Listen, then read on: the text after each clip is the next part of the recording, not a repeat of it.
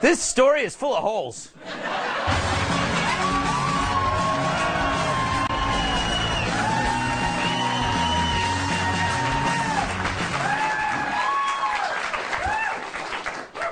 So here I thought this would be the big story of the week. Check out this sexy kangaroo. Look at him. It's a big problem. He's apparently blocking people from a restroom in an Australian national park. Look at him. That is a sexy kangaroo. He's like the Burt Reynolds of kangaroos. Seriously, that pouch must be made of mirrors because I can see myself in it. But then I also thought that this would be the story of the week, too. Sunday, Sunday, Sunday, get ready to be frenemies. As the creators of Man Scouts present the White House Rumble 2 Sloppy Seconds. It's President Trump versus the scruffy sea cow, the gray-skinned goblin, the triple-shirted nightmare, Steve Bannon. It's an all-out war in the Oval between 45 and the totally disheveled, totally unshaven former chief strategist. It'll be messier than your teenager's bedroom. And the first 100 viewers receive a free temporary job at the White House. So get your act together before the globalists get their grubby hands on this one. It's the White House Rumble 2 Sloppy Seconds.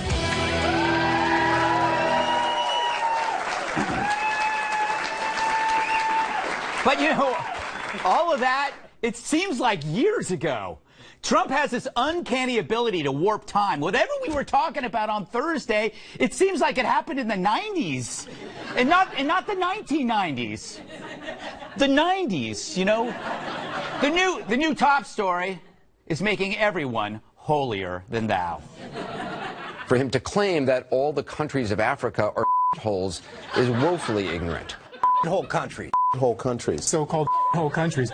Hole. That's Considered a hole. It's like they never swore in their lives, and it's all coming out now. I hope Trump introduces a new vulgarity every week just so they can repeat it over and over again. All right.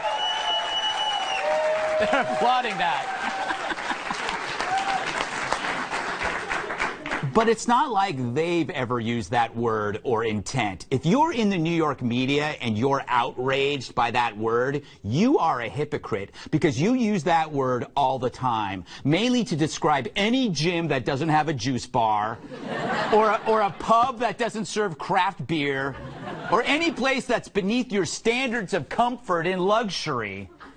Now, Trump denies he worded it this way, but come on. Other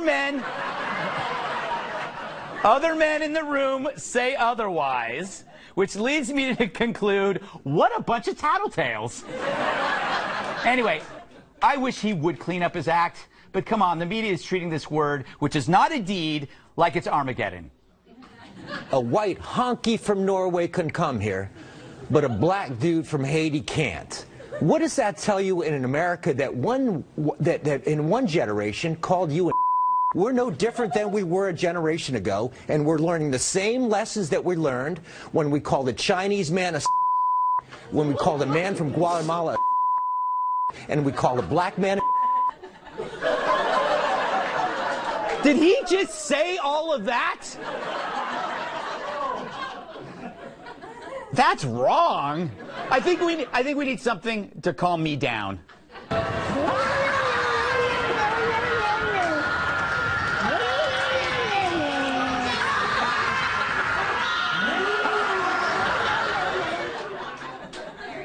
Now, I get it. Trump's rhetoric makes him a heavy lift. You know what he is? He's that 2-hour drive for 30 minutes at the beach. But when the media turns this into this collective dewy-eyed drama queen, I start to think the drive, it's worth it. Fact is, we have a president who talks like this, and this isn't even the worst thing he's said. But I look at it this way. Who would you rather have operate on your kid? A great doctor who's an or an incompetent guy who's a charmer? We know what we got. But here's the thing. As long as Trump's actions are good, we'll probably live with a not-so-good rhetoric. But if things start turning south, then who knows? But But so far, so good. Remember this. We want to see something happen with DACA. It's been spoken of for years. Fact is, our country was such a mess, nobody even knows what the numbers are. But we'll know what the numbers are. But above all else, any bill we pass must improve jobs, wages, and security for American citizens. The people who elected us, all of us, the people that elected us, we have to take care of them. Now, Trump did so good that he even drew praise from Trump. My performance, some of them called it a performance, I consider it work. But got great reviews by everybody other than 2 networks who were phenomenal for about 2 hours. He just graded his own paper and gave himself an A. No, an A's probably not high enough. An AAA. And for CNN, it wasn't just a meeting. It was a gosh darn sausage party. TV sensation of sausage making. That was great. It is great for people to be able to see the, as Chris calls it, the sausage making spectacle. Before we dig into the dazzling spectacle that we saw yesterday of sausage making. That was like 3 days ago. They were so happy back then. Sausage! But not everyone was on board. Check out this pair of nuts.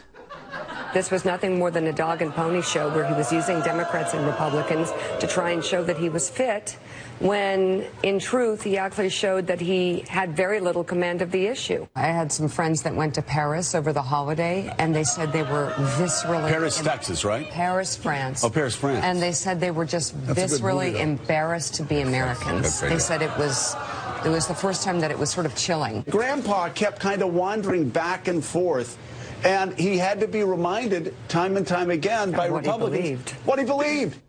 I keep trying to figure out how she's able to move that dummy's lips. It's got to be...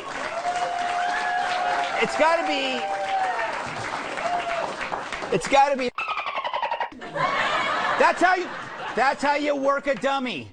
Anyway, no matter what Trump does, they're going to gripe, but he doesn't help himself with his rhetoric. Still, America rolls along, content as baby leopards.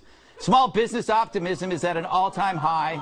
Yeah, that works. The economy's chugging along. Companies are giving bonuses, benefits, and wage increases to their employees. He's coerced North Korea to the table. Iran is bubbling with a secular revolution. All of these things have majority approval across the parties, which kind of strikes me as centrist. So what exactly has Trump done that's pushing us down this slippery slope to a fascist dystopia? Not much, except for crude words. And yeah, he's blunt to the point of ugliness. But I'm sorry, I don't see Joe and Mika taking spa vacations in the Sudan. At least Trump admits that he doesn't. So take a tip from this sexy kangaroo. Sit back, relax, calm down. Nothing's more attractive than an unflappable marsupial.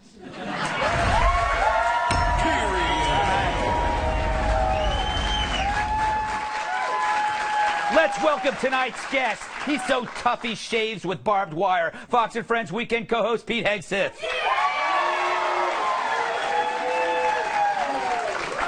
My iPhone's autocorrect says she's ducking hilarious. Writer and comedian Allie Breen. She's our damsel from Detroit, National Review reporter Kat Tips.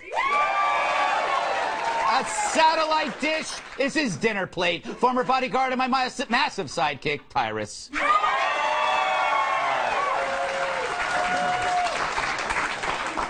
So, Pete, quite a week, huh? Just a little bit. Yeah, what's your take on all this, you know? No, my take is your final take, which is everyone needs to calm down. Mm-hmm. Calm down. No, this president ran on something. He's negotiating it. He used, I don't know, what you call it, salty language. Yes.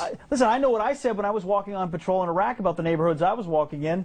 It wasn't, wow, this is a wonderful place. It was, well, this is a, you know. Yes. The reality is you can differentiate the people coming from these places from places that are not doing as well as America, you might say. Mm-hmm. We did have a candidate in the general election that called those who voted for the president deplorable. Is that acceptable? So you're deplorable, you're deplorable, you're deplorable. No, I mean the left loves to point at Americans who they don't like and say they're unacceptable. But when the president points out that a Visa lottery system is grabbing from countries that may not be as good as we would want them to be, many of which have radical inclinations, he's somehow a racist. It's ridiculous. And I think those that support the policies this president is pursuing should not bend to what the left is trying to do to him right now. You know, the thing is, though,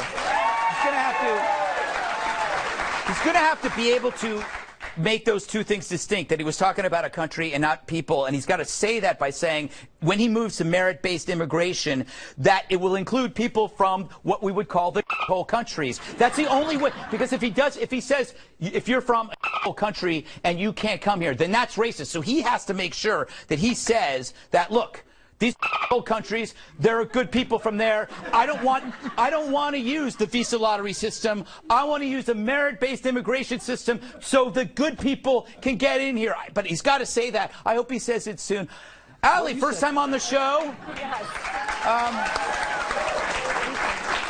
Talk about whatever you want. What do you think? What do you make of this latest controversy? I'm surprised people are so up in arms. We're so used to this locker room talk. That's what got him elected. Yes. Yeah. We love hearing this from him. And I like, too, that people are so obsessed with the rhetoric. Like Hillary Clinton tweeted, you know, how abominable it was that he said this, and it was so horrible that he was treating these people this way. The Clinton Foundation stole billions of dollars from Haiti years ago. I mean, look at actions as opposed to words. I think we need to do more of that. That's the thing, is that it's conflating. It's now words are actions. Yeah. And I can see you can argue that if something is inflammatory enough, it can be an action. But I don't know if that's what this is. Kat, this country still rolls on. I mean, that's the thing. It goes back to the belief that if Trump can handle the big things, we forgive this kind of obnoxious, coarse rhetoric. What do you think? Well, now thanks to Trump, we can say Merry Christmas again. Yes. And we can also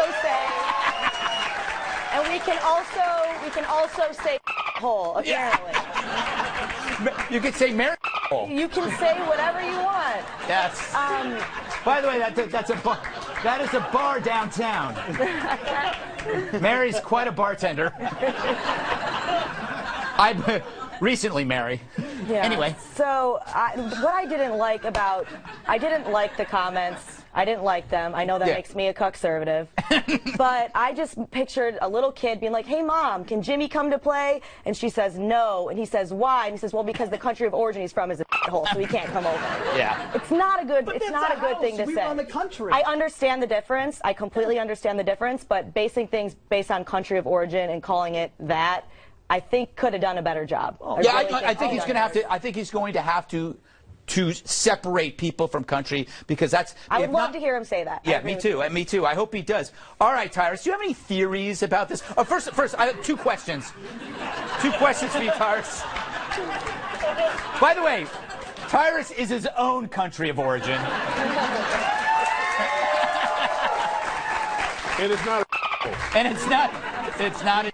Properties, beautiful. It's not all. No, two things. I want to ask you, where's Bannon going to go next? Because we were going to talk about Bannon, and also your analysis of Trump.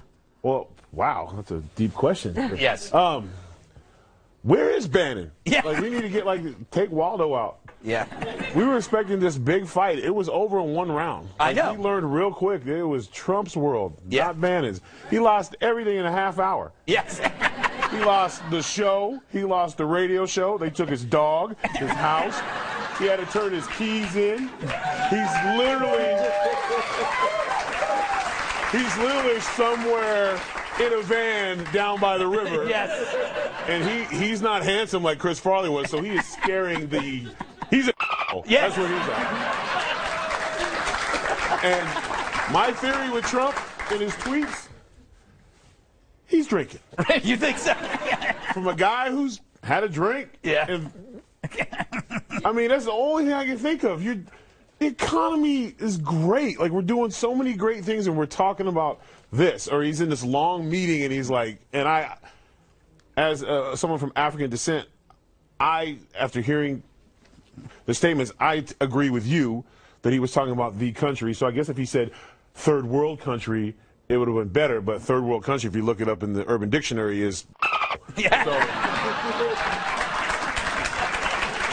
So I'm at this point, I'm going to stop sipping the Diet Cokes at 3 in the morning, whatever it is. But remember, he said this. Yeah. Yeah, he said it in a room, and but I think he's just, this is who he is, and it's just like. Well, and he also, his mistake was believing that what he could said in a private meeting would be kept there. Dick Durbin, rather than actually confront him in the meeting and have any courage at all, ran to his friends in the media afterwards and said, "Let me tell you what he said," like a tattletale, like you said. Yeah. He's not used to that. That's not how his world operates, but that's how the D.C. swamp of small men operates. Yeah. And from what I understand, Senator Graham handled it. Yeah. So what Graham did was like, whoa, hey. Senator Graham actually went and talked to him afterwards, which is like what you normally do in reality world, but not in this case. I think we learned a lot this week, which we'll soon forget by Monday, because we'll be drinking a lot, and Trump will do something else. Coming up, a story so hot it'll leave burn marks on your brain. No more personal cell phones if you work in the West Wing. Yeah, it'll work.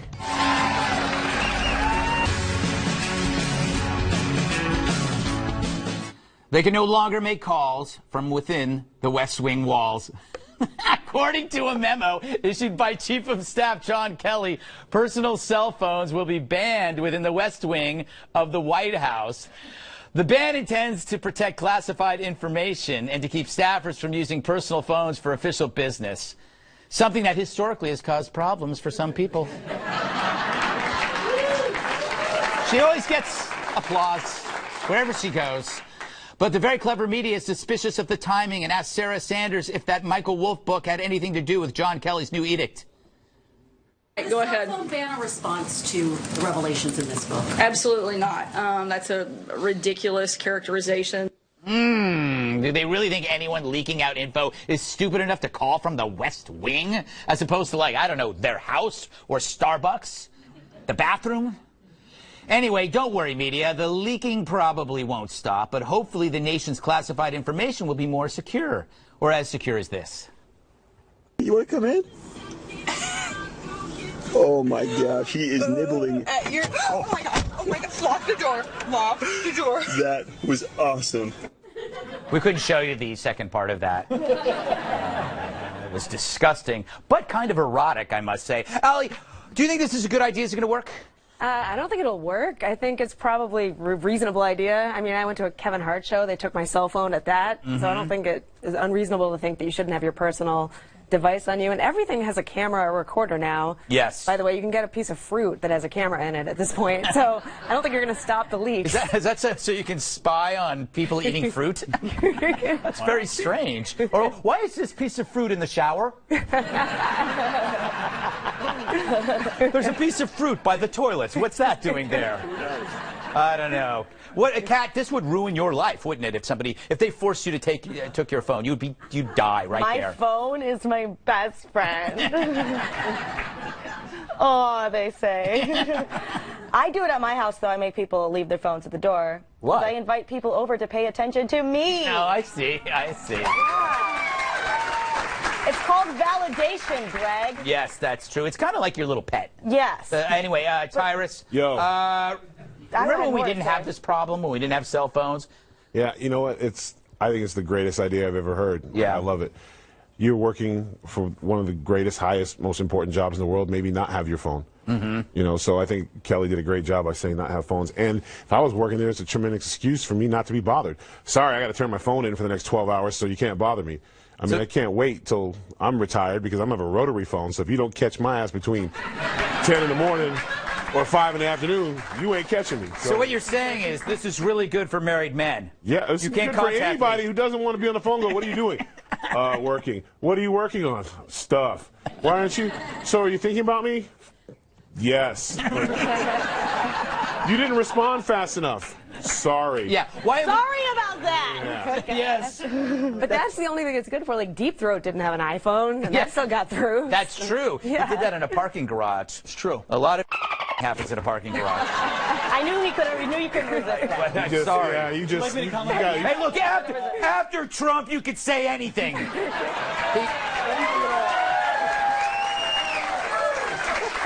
And by the way, it could mean a number of different things, Pete. Anything. Decode that. Yes. He is not just John Kelly. He is General John Kelly in the military. We have something called operational security, otherwise known as OPSEC. You're not allowed to bring devices into sensitive areas. I don't know. Last time I checked, the West Wing is one of them, where they discuss the most classified and secret information our country holds. This should have been probably in since day one. Yeah. And when he came on board, I guarantee you this is not a response to the book. A procedure like this, which is starting in a couple of days, would have been implemented over a series of months to make sure they have all the protocols in place. He's in charge. He's laying the gauntlet down. Good for him. I'd sneak my phone in. Yeah. You try. Yeah. No devices in sensitive areas. Huh. You're on a roll. You're on a roll. I wish I knew that before I ended up in the ER. Took me an hour to explain. He's not getting out of this mindset at all. I'm sorry. This is where we are. Yeah. Right here. Let's keep going. I think that we're underestimating the effect that smartphones are having on all of our lives. I mean, there will be skills and talents that we will cease to have. Like actually thinking about things when we could just search for things. We're not going to be thinking. We're not going to be doing much of anything. You won't try to figure out how to get from A to B when you have Waze or. Does that mean when I'm telling my kid not to play video games, I'm doing them a disservice? No, make them play video games because then they're off the street away from me. Okay. Right? The best thing in the world is if you didn't talk on your phone all day, you might actually have a real conversation when you got home. Just saying. I'm against that. Up next, should you care if the government renewed a domestic surveillance program? Well, as long as they ignore my search history, I'm not worried. Where are my notes? I'm not going to lie. I love to spy. I'd spy on you if I could. And maybe I am right now. Close your robe, Bob in Waco. Open yours, Steve in Omaha.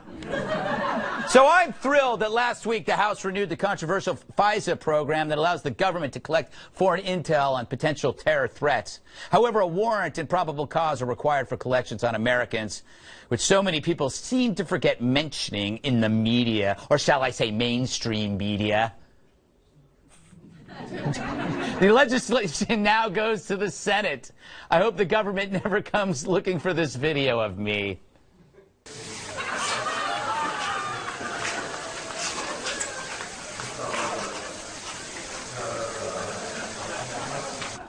I was in such better shape back then. It was low carbs, high protein. Anyway, back on the bread. Kat, in the green room, you said, and I quote, and I recorded it, "Thank God we have these new FISA rules to allow me to rail against them and be secure in my safety bolstered freedom." That's exactly what you said. That is not what I said. In the green room, I sat in the corner and didn't talk at all, actually. That's what I did. Classic Kat. Yeah, classic. I'm very personable. No, it's not. There's really no protections for Americans in this. There really isn't. And really? If you end up talking to I understand that if you're a foreign contact, you don't have constitutional rights. But if you're someone who's talking to one of those people and you're wrapped up in it, they don't have to get a warrant to get your information, and then you can get in trouble for something completely different. And also, the Constitution says this isn't allowed. Oh, okay, Judge Napolitano. It's not in the Constitution! It's not in the Constitution! And if you start ignoring certain parts of the Constitution, then the whole thing becomes obsolete, because you can just say, oh, well, they did it over here, did it over here. Yeah, Constitution, it's not convenient. Either the Constitution means everything or it means nothing. And to me, it's everything, Greg. Oh, very good. I say, don't applaud her, it's my show! It's my show! It's not all or nothing. You can pick a party. Constitution, let's face it, overrated. You know, I mean, there's a lot of stuff in there that you could probably. Anyway, Pete, refute everything she said. I'm with you. I want to spy on everyone and anyone who is not an American with every means possible. I think we should bring assassination back. Listen, I'm fine. If it's I'm serious. Can you clarify who you would assassinate? No, I won't. Because I want to keep people on their toes. All right. I would never give away my playbook. Yes. I think America should do whatever it needs to do to maintain its position in the world. But I'm with Kat on the Constitution thing. I think if you are an American citizen, you should have the rights afforded to you. And I didn't used to have that view, but you see what the abuses that have been used by people in power, and when your party's not in power and they don't care about the Constitution, they will weaponize the intelligence services against you, which is exactly what Barack Obama and Hillary Clinton did against Donald Trump. I want a Constitution that protects us from that as well. Sorry. You couldn't be more wrong.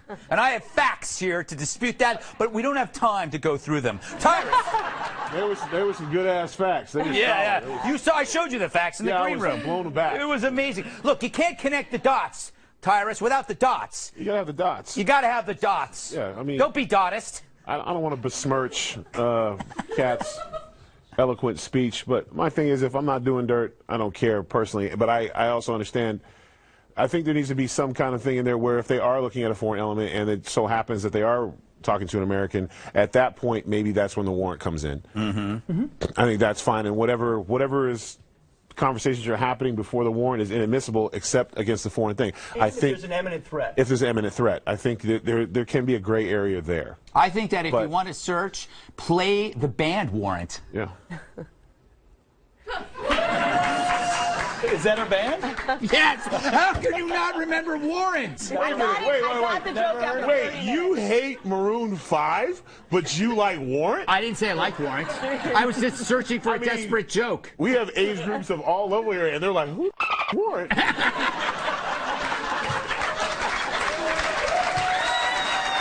had one song, Cherry Pie. Right? They had one song, Cherry Pie. That was it. And it wasn't even very good. Do they? Allie, save me from myself.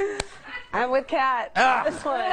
Because I think it also is a great argument. I mean, and I'm with Pete too. It's like spy on all the foreign operatives, do all that. Once you're in America, you're protected by the Constitution. But what if Americans are terrorists? But it's a great way to really protect the borders that way. If we're saying once you're in America, you're safe, we really have to protect the borders to say, hey, we're going to spy on you here really closely to make sure you don't get in if you're doing anything wrong. I see what you're doing. So use it for that. You're marrying that issue to this issue. I could go with that, but I want both. I want to spy on everybody and also have a strong border because I'm a weirdo. All right. They agree. Coming up, Uncle Sam wants you to put down the funnel cake while the Army is having a hard time finding fit recruits. That's next. So, how can you fight a war if you can't get through the door? According to a new study, Army recruits from the South are less fit than from other parts of the country, making them more likely to get injured. And that's a problem because the Army draws a high percentage of soldiers from recruits from 11 states, from Georgia to Texas. And each lost recruit costs the government thousands of dollars. Meanwhile, in other military-related news, the 9/11 plotters, including alleged mastermind and lover of giant neck T-shirts, Khalid Sheikh Mohammed, are accusing Gitmo prison guards of sexual harassment for conducting groin searches instead of using body scanners. I believe we have a response for Khalid Sheikh.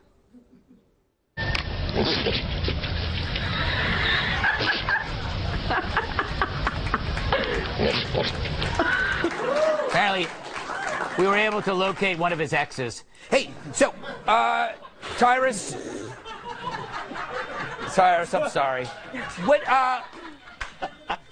fat recruits. Does that worry you? Real quick to your boy in Gitmo. Bro, that's the closest thing to love you're going to get. So. You might want to ask for them searches more often. Yeah. Excuse me, I might be hiding something, sir. But I actually have issue with the fat recruit thing. Right. Because I remember when I was in high school, the Army guys would come down and recruit. They would have you go to class. You would train before you got there, and the guys that stuck it out, they got a chance to go. The guys who didn't had to keep doing those things till they you got to lose 30 pounds. You got to lose this or whatever. And the guys who wanted it, they did it. Yeah. So if you got guys that are out of shape, get them in the shape. The thing about being out of shape is you can get into shape. Right. So unless you're me, get them in shape. You know what I'm saying? Like, it's basic training. It sucks. You might get hurt. Understand that. But that's part of it. You're not going to you're getting young men who need guidance, who need to learn things. So don't condemn them for having being out of shape. Give them the tools to get in shape because they want to defend our country. So give them the opportunities to do so. That's a good point. Oh, you know who I blame? I blame the government for these people being overweight because we fed this lie called the nutrition pyramid, which told them they had to eat like 10 slices of bread and this much protein, but this much carbohydrates. No wonder everybody's shaped like a pyramid. Yeah. I don't know. Have you been to the South? Their food is amazing. I know. They have like fried Twinkies on burgers. Yes. That's on the lighter fare of the menu. Yes, that's true. That's true. But I mean, it must just mean part of the South, because like from what I've seen, the SEC is dominating college football right now. Those guys are in some amazing shape. Yeah, that is true. That is true. And I've never been to one of their locker rooms, I'll have you know. Kat, thoughts? I don't like talking like this because then that's how the government imposes laws on nutrition and says that I can't drink my body weight in Slurpee and says that I can't eat a soft pretzel in the bathtub at nighttime. You know, that kind of stuff, which is fun stuff to do. The Constitution doesn't say that we need to be protected from high fructose corn syrup. So they can just leave us alone.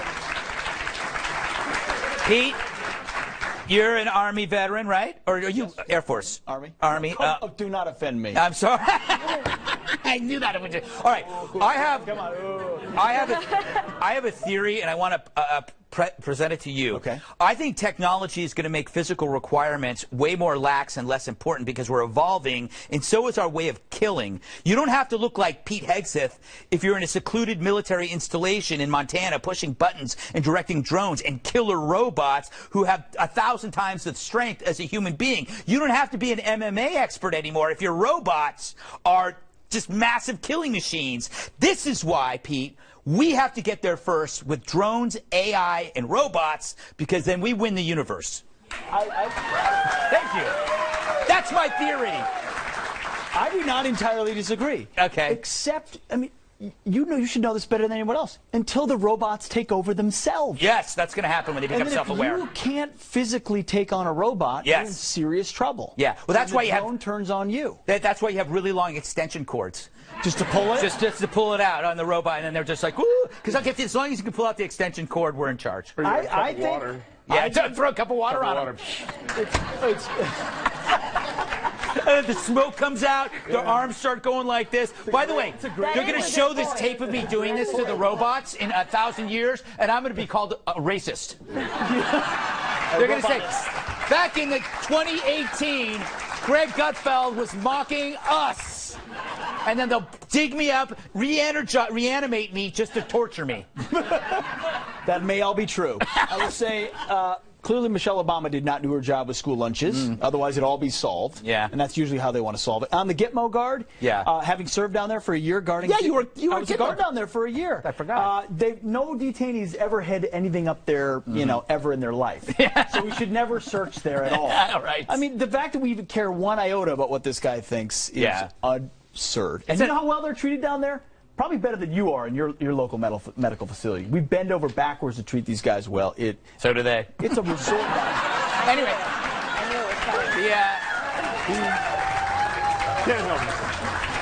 I have to say, I am a terrible host because I forgot that you were a Gitmo guard. I was like, hey, we're doing a story on guards at Gitmo. And I was like, so how's the weather? You know, it's like,